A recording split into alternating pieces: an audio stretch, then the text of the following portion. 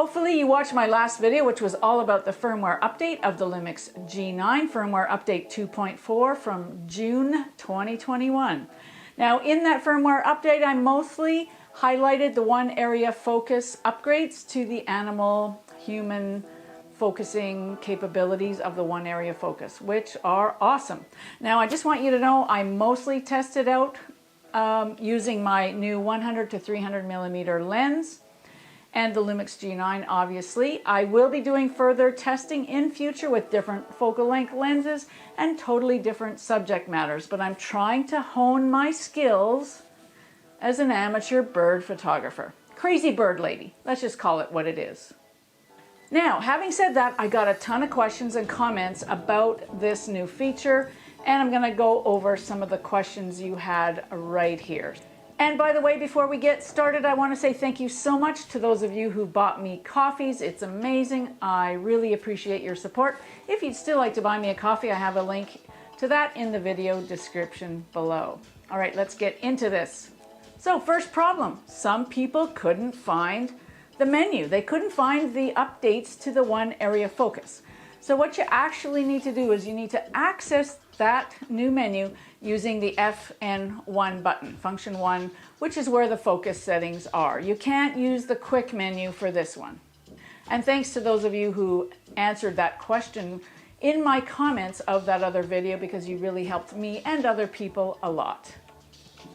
Another problem people had is they didn't see the yellow box that's marking the human or the animal or the bird or whatever you're shooting.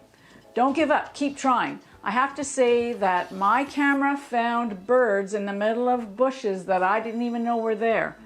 Okay, and by the way, I'm using autofocus single shot for most of my photos during this testing.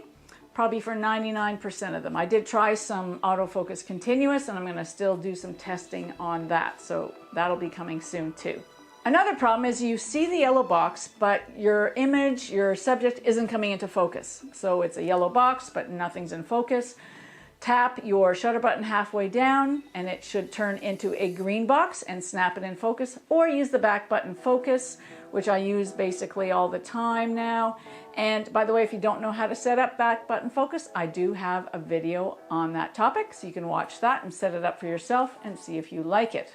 Now, sometimes just tapping the back button focus button didn't actually snap the subject into focus. And here's another trick that I tried, and that seemed to work, is I set up my function 4 and function button 5 to the autofocus near and autofocus far. To do that, you go into the menu and you go into page 3 of 8, function button set, and go into the recording mode and go into function 4 and 5 and change them to near shift and far shift. For me, it tends to really snap the focus in on your subject, especially with small birds and things like that. I put the near one on the function 4 button and the far shift on the function 5 button. When you're using these buttons on the front of the camera, these at function 4 and function 5, if your eye is pressed to the viewfinder, to the eyepiece, they're really easy to find, and you just push them while your eye is to the eyepiece. Even with glasses, it works just fine. As a last resort, you could try pinpoint focus, and I did use that a lot, especially with really small birds in really crowded areas.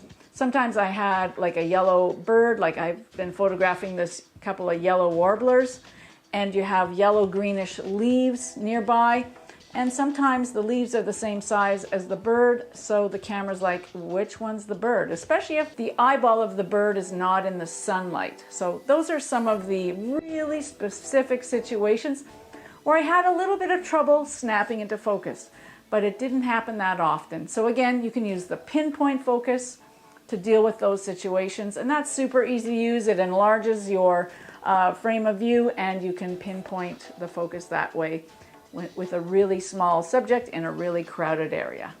One more thing that came with the firmware update 2.4 is the red video frame. Now normally when you're shooting video, you just see the countdowns and you see this red flashing dot.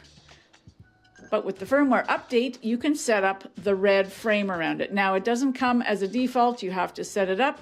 So you go into your tools and you go into monitor display and you go to page 7 of 8, and right at the top of that page it says red record frame indicator, and you have to turn it on, otherwise it won't show up. And now when we take video, we can see we have a frame around this, as well as the seconds, the timer, and the red flashing dot. So that's new with the firmware update. I really appreciate all the questions, the tips that you all left, and all the help that this community is giving back to each other. And thank you so much for that. And I'm sure the other viewers thank you as well. All right, that's it for this time. I'm going to keep testing the new firmware update features, and we'll see you next time.